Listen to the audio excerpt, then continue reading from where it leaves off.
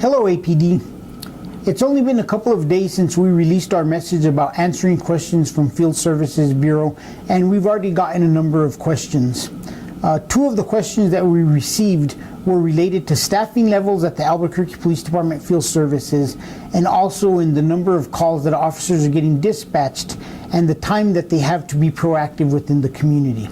By far the biggest question that has come in my direction has been the amount of calls related to CYFD and welfare checks on children. In one situation, we were asked why APD officers were taking calls at schools related to truancy. I spoke to our investigative bureau, and I was given the information that if we are taking calls related to truancy, that those calls under agreement should be taken by APS.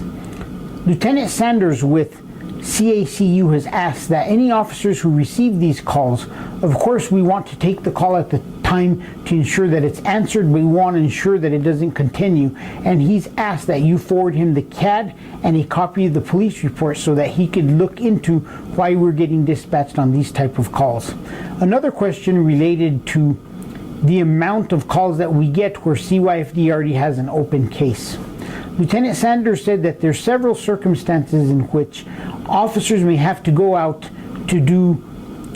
types of different checks on the individuals and to further different types of investigations, and that if you feel that you got dispatched on a call that you should not have to have responded to, that if you simply email him a copy of the CAD and a police report if one is generated, that he will look into it and he'll get your response. Thank you for this information that was brought to our attention, and I hope that we could continue to make ourselves as efficient as possible and reducing calls that we should not have to be taking and that other agencies